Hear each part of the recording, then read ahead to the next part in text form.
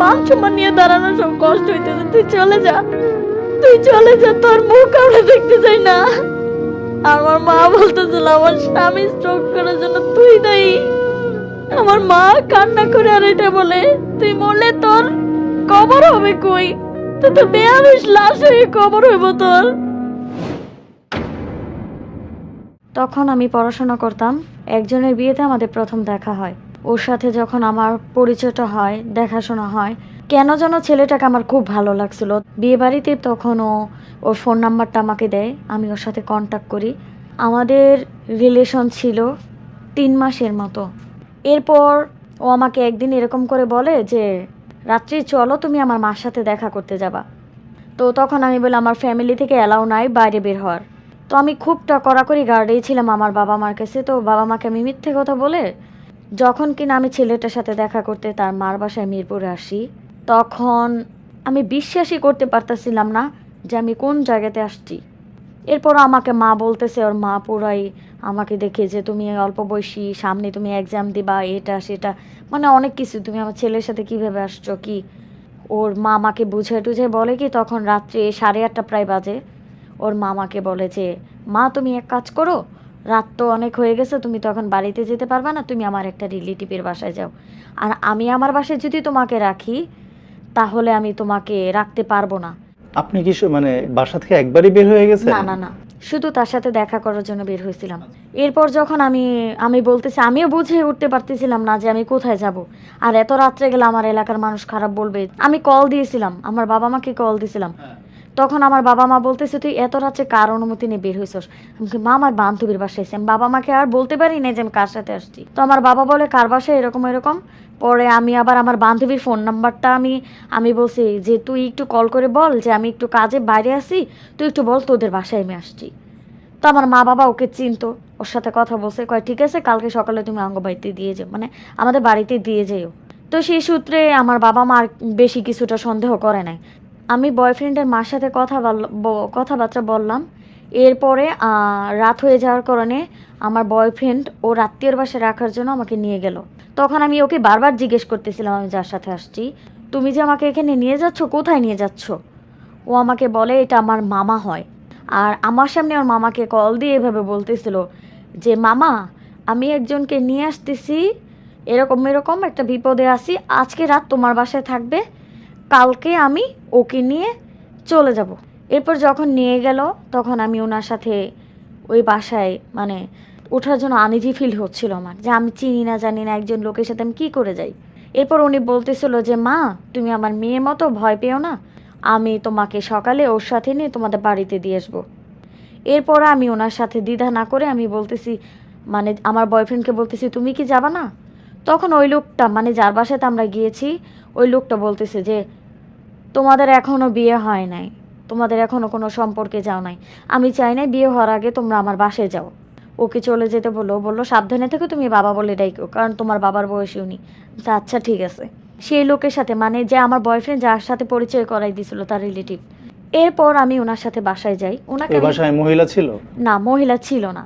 তো যখন আমি গিয়েছি ওর বাসাতে আমি বারবার জিজ্ঞেস করতেছিলাম যে আঙ্কেল আন্টি কখন আসবে। উনি বারবারই আমাকে একটা উত্তর দিচ্ছিল আন্টি নিচে গেছে পর আসবে। আমি ওয়াশরুমে ফ্রেশ হওয়ার জন্য গেছি। ওয়াশরুমে যখন আমি ফ্রেশ হওয়ার জন্য গেছি তখন আমার বোঝার কিছু রইলো না, বাকি রইলো না, মানে উনি আমার সাথে কি করতে চাচ্ছে আর কি হবে আমার সাথে পরে। ওয়াশরুমে গেছি, আমি কান্না করে জোরে কান্না করে উঠছি, উনি পাশ থেকে আসছে। মানে ওখানে যে মহিলা মানুষ থাকে এরকম কোনো আমি দেখি নাই, কারণ মহিলাদের কোনো কিছু, যেমন মহিলাদের ব্যান্ড ড্রেস গার্ডার কিছু একটা থাকে, কোনো কিছুই ছিল না। আর ওখানে ছিল মানে মানে মেস ভাড়া দিলে যেরকম হয় ওই রকম ছেলেদের কাপড় টাপড় এরকম, মানে এরকম কিছু। তখন আমি বলতেছি আঙ্কেল আপনি কি আমার সাথে মিথ্যা কথা বলতেছেন? কই কি বলতেছি মা বলো। আমাকে আন্টি কি আসছে এখনো? তাহলে তুমি বুঝে গেছো। আমি বের হওয়ার চেষ্টা করি, উনি আমাকে বের হইতে দেন। আমি তারপরে ওনাকে বলি যে আঙ্কেল আমাকে বের হইতে দেন, আমি বের হয়ে যাই। আমি অনেক কান্নাকাটি করতেছি কারণ আমি বুঝতে পারতেছি কি হবে। আমি চিল্লাইছি, আমার কান্না পাশের অবধি বাসা পর্যন্ত আসে নাই। ও আমাকে তখন বারবার একটা কথা বলছিল, তোর যত কান্না করার করে নে, এখানে কেউ আসবে না। ওই সময় উনি আমাকে, আমি জানি না বলতে পারি না, একটা কাচের বোতলের মতো, আমি দেখছি যতটা ঝাপসা চোখে, পিছনে একটা মাথায় মারে। তো বাড়ি মারার পরে আমি জানি না কি হয় আমার সাথে। মানে আমি হুঁশই ছিলাম না তখন আমার সাথে কি হচ্ছে।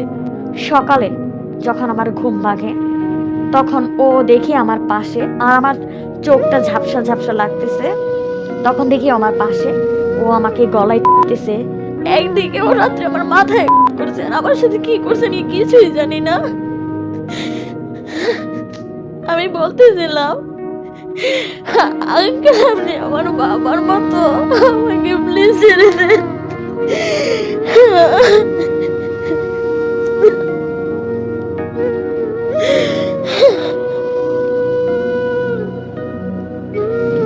ও আমাকে ছাড়তেছিল না, আমাকে অনেক মারতেছিল, আমার গায়ে খারাপ খারাপ ভাবে আগ করতেছিল, ব্যাটাস করতেছিল। বলে যা করার তো আমি করে নিয়েছি তোর সাথে। আমি ওকে এটাই বুঝাইতেছিলাম, আঙ্কেল বিপদে পড়ে আমি আপনার কাছে আসছি, আপনি আমার জায়গা দেওয়ার বদলে আপনি আমার সাথে এগুলো কি করতেছেন। এ পর্যায়ে গামছাটা সিলিং ফ্যানে ঝুলাইছে, ঝুলাই বলে এবার যত কান্নার আছে কান্না করে নে, আর তোর মুখ কেউ দেখতে পারবে না। আমি তখন বুঝতেছিলাম ভাইয়া যে আমার মনে এইটাই শেষ, আমার আর দুনিয়া দেখা হইব না।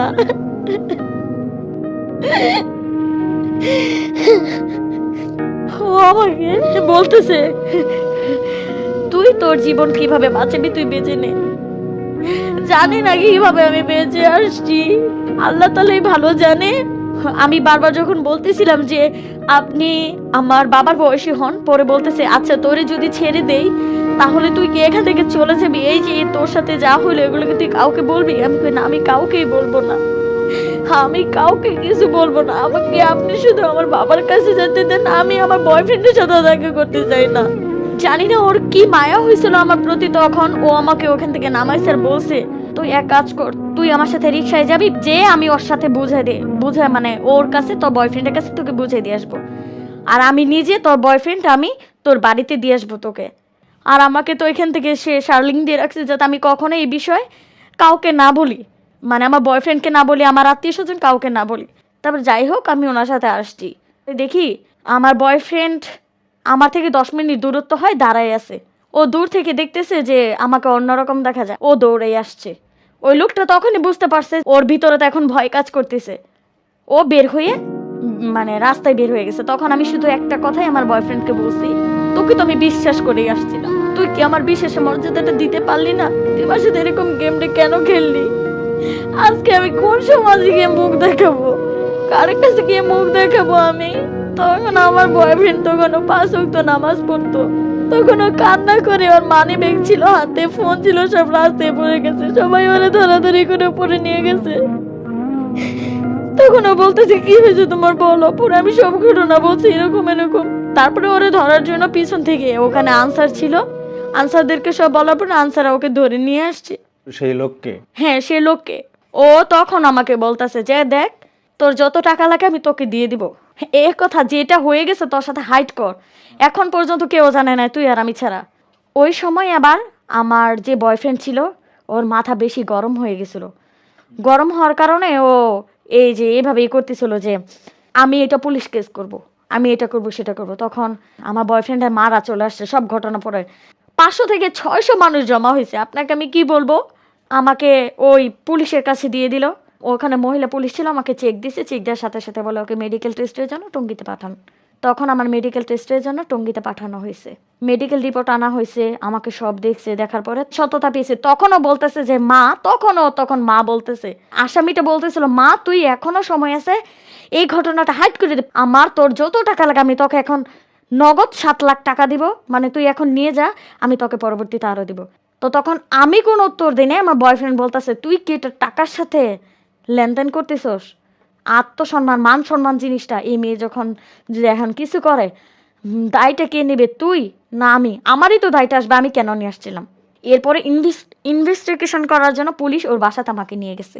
এরপর যখন কিনা দক্ষিণখান থানায় মামলা হয়েছে এটা আমার, তখন আমার পুলিশ বলতেছে এখন মেয়ের বাবা মা দরকার। আমি কান্না করতেছিলাম আর বলতেছিলাম আমার বাবা মাকে ডাকবেন না, আমার বাবা মা কিন্তু এখনো কিছু জানে না। পরে থানার এসআইটা অনেক ভালো ছিল, উনি আমাকে ওনার পাশে সিটে বসায় বলতেছে, মা তুমি কান্না করো না, আর আমরা চাই না তোমার সাথে একটা খারাপ কিছু হোক। তো তখন থানার এসআই বলতেছে কি, আমি তোমার বাবাকে কল দিছি, তোমার বাবা উনি আসতেছে। এরপর আমার বাবা আসছে, আমার মা পুরো পাগল পায়, বাসায় যেই কাপড় পরা ছিল ওইটা পরে আমার মা চলে আসছে। আমি পরিবারের বড় সন্তান, আমাকে দিয়ে তাদের অনেক আশা ভরসা ছিল। এরপর ওই ছেলেটা, আমার যে বয়ফ্রেন্ডটা ছিল, ওর মা বলতেছিল কান্না করে, বাবা মামলাটা করিস না, এখনো সময় আছে, মেয়ের মান সম্মান নিয়ে দাঁড়াবে অনেক কিছু। কিন্তু আমার বয়ফ্রেন্ড এখন মাথা প্রচণ্ড চেতা, সে মামলা করবে, সে চাচ্ছে যে আমি যাতে সুষ্ঠু বিচারটা পাই। এরপরে ওকে হাজতে ভরা হয়, আর আমার মামলা কন্টিনিউ চলতে থাকে। আমার বাবা মাকে নিয়ে এসে, আমার বাবা আবার এখানে এসে স্ট্রোক করে আমার এই অবস্থা থেকে। একদিকে বাবা এক হসপিটালে, একদিকে আমি এক পর্যায়ে, আমার ফ্যামিলি পুরোটা, আর পুরোটা এলাকা আমার জানাজানি। আমাকে আশেপাশের লোক মানে অনেক খারাপ খারাপ কথা বলতেছিল, যে তুই এটা তুই সেটা। আমি মাইনা নিতে পারতেছিলাম না। আমি সাথে সাথে আমার বয়ফ্রেন্ডকে বলছি, তুমি আমাকে নিয়ে যাও, আমি এখানে আর থাকতে পারতেছি না, আমার জীবনটা নষ্ট হয়েছে তোমার জন্যই। ও তখন বলতেছে যে হ্যাঁ তুমি আসতে পারো। পর আমাকে বাবা বলতেছে যে ওর জন্য আমার মান সম্মান নিয়ে দাঁড়ানো সব কষ্ট হইতেছে, তুই চলে যা, তুই চলে যা, তোর মুখ আমরা দেখতে চাই না। আমার মা বলতেছিল আমার স্বামী স্ট্রোক করার জন্য তুই নাই। ভাইয়া ওই মুহূর্তে আমি কি করব কিচ্ছু বুঝতেছিলাম না।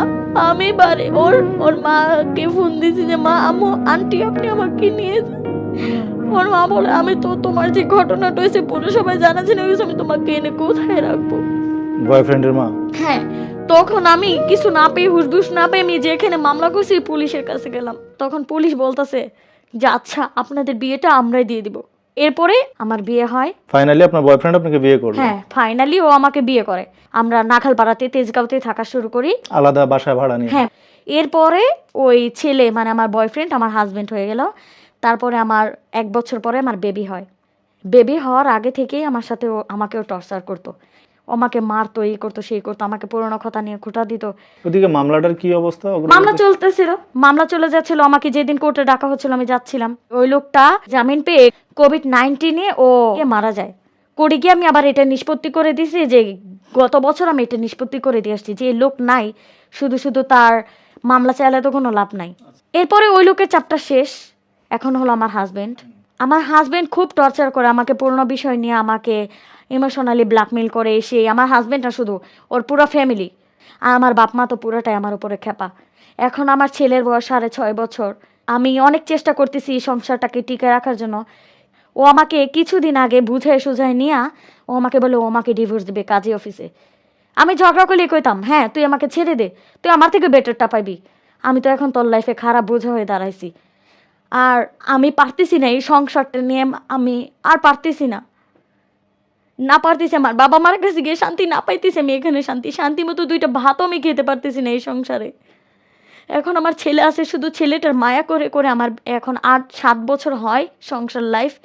আমি সংসার তারপরও ছাড়ি নাই যে আমার বাচ্চাটার মুখের দিকে তাকাইয়া।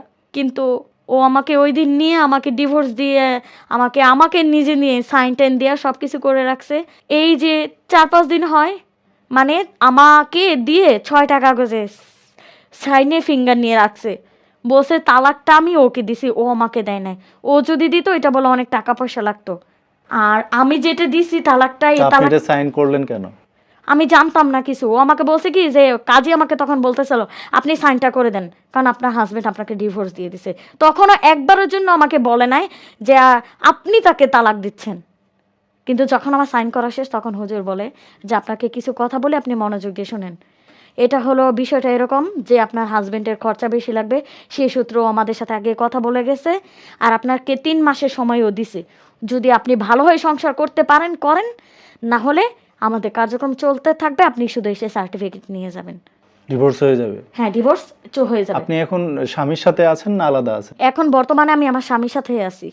মানে স্বামীর আপত্তিটা কিসের, মানে সমস্যাটা কোথায়? স্বামীর আপত্তিটা আমি এখন তো বোঝা যাচ্ছে যে আপনার স্বামীও চাচ্ছে আপনার সাথে সংসার করতে। না 3 মাস আপনাকে সময় দিয়েছে। সে আমাকে সময় দিয়েছে, এটা সত্য কথা, কিন্তু আশেপাশে মানুষ বা যাকে বলে আত্মীয় স্বজন মানে আমার রিলেটিভ এমন ভাবে বোঝাবে যেমন আমি খারাপ। আমি এতটা চেষ্টা করার পরও খারাপ, ও ছেলেটা ভালো। তো আপনার 6 বছরের একজন সন্তান আছে, আপনার জীবনে অনেক ঝড়ঝাপটা বয়ে গেছে, পরিবার থেকে আপনি খুব বেশি সাপোর্ট পাচ্ছেন না। না না তো না আপনি কেন আপনার হাজবেন্ডকে মানিয়ে নিয়ে সুন্দর করে সংসারটা করার মানে করতে পারছেন না কেন? আমি চাচ্ছিলাম মানিয়ে নিয়ে, কিন্তু ও হয়েছে ঘাড়তেরা টাইপের একজন লোক। আমি যদি বলি একটা, ও আমাকে 10টা শোনায় দেয়, আর কথার আগে গায়ে আঘাত করে। এখন বর্তমানে একসাথে আছি, ধরতে গেলে কি ও এক রুমে থাকে, আমি পাশের রুমে থাকি। ও এখন মানে মানে আপনিও কি চাচ্ছেন না সংসারটা টিকে থাকুক? আমি চাচ্ছি না কিসের জন্য, কারণ একটা মেয়ে কম কষ্টের পরে এই কথাটা তো বলে না আপনার divorce এ। ভবিষ্যৎটা কি? আপনি মানে যদি চলে আমি যান, জানি না আমার লাস্টে ভবিষ্যৎ কি হইব, তবে আমি এতটুকু জানি আমি ওর কাছ থেকে গেলে আমি বাঁচতে পারবো, কারণ ওর কাছে এসে আমি ফার্স্টেও নিরাপত্তা পাই নাই। তো আপনি এত কিছুর পর তাকে বিয়ে করলেন, বিয়ে করে একটা বাচ্চা হয়েছে, আপনাদের বাচ্চার বয়স 6 বছর। এখন এই অবস্থায় আপনার কোনো ঠাঁই ঠিকানা নাই, কোনো ভবিষ্যৎ, কোনো ব্যাপার নাই। এইটা ভাইয়া, এটা জানে বিদায় তো আমাকে এতটা ইমোশনালি ব্ল্যাকমেল করতেছে, যে তোকে তো তোর বাবা মা নেবে না, তুই কই যাবি, সে আমার পাই নিচে পড়ে থাকা লাগবে, এরকম করে বলেও আমাকে। সে আপনার ভরণ পোষণ চাহিদা এগুলো ঠিক মতো পূরণ না না, এগুলো ঠিক মতো পূরণ করে না, 5টা দিয়ে তো রাখতেই পারে না, উল্টা মারধর করে। আমার বাসার মানুষেরা চিল্লে চিল্লে ভেবে বলতেছে আমি, আমার ছেলে অসুস্থ, ও আমার ছেলের খরচাটা পর্যন্ত দেয় না, ওর পাশের মানুষ এসে ওর হাতে পায়ে ধরে যে ভাই ওকে ডক্টরের কাছে নিয়ে যান। আমি ওই সংসার কিভাবে করি, আর আমি কতটাই বা ধৈর্য ধরবো আমার মতো ভুল যাতে আর কোনো মেয়ে না করে। আমার মা কান্না করে আর এটা বলে, তুই মরলে তোর কবর হবে কই, তো তো বেয়ারিশ লাশ হয়ে কবর হইব তোর। আমি কি সুখের জন্য আসছিলাম, ভালোর জন্য ওর কাছে আসছিলাম, আর আমি এখন ওকে ছাড়ার কথা বলতেছি, আমি আর পারতেছি না। আমরা অনুরোধ করছি সংসারটা এখনই এইভাবে নষ্ট করা। মানসিক টর্চার কাকে বলে ভাই, আমি আপনাকে হয়তো বুঝাইতে পারবো না, যেটা আমি দিনে দিনে ভাই শেষ হয়ে যাইতেছি। তো আপনারা যারা অনেকেই আছেন আমাদের প্রোগ্রাম শোনেন, এই ঝোঁকের বশবর্তী হয়ে একজন মানুষের সাথে পরিচয় হলো, সাথে সাথে কথা নাই বার্তা নাই, 2-3 মাস 4 মাসের মধ্যে সেই মানুষটা আপনাদেরকে যেখানে ডাকছে আপনিও চলে যাচ্ছেন, অনেক রকম ক্ষতি কিন্তু সেই সময় হয়ে যাওয়ার সম্ভাবনা থাকে। আপনারা এগুলো থেকে দূরে থাকেন। আপনারা একজন মানুষকে এত অল্পতেই বিশ্বাস করা থেকে বিরত থাকেন।